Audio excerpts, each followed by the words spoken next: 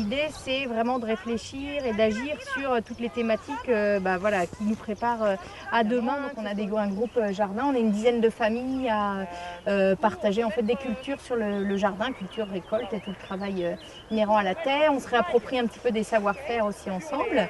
Et puis, on a un groupe énergie aussi donc, qui intervient pour réfléchir à comment on peut consommer moins d'énergie et puis également comment on peut mener un projet solaire citoyen. On a fêté l'année dernière les 40 ans de la lutte contre le projet de centrale, les 40 ans de la main verte. Et l'idée c'était de se dire à travers cette fête, il y a 40 ans on a dit non à la centrale, mais maintenant concrètement à quoi on dit oui et qu'est-ce qu'on met en œuvre sur ce territoire pour aller de l'avant et ne pas seulement se contenter d'être dans le refus du nucléaire. Les mouvements en transition, ils ne sont pas que à Erdeven. Ils sont peut-être petits, mais le mouvement en transition, il est mondial. Donc du coup, ce qui se passe à Erdeven peut très bien se passer en Angleterre.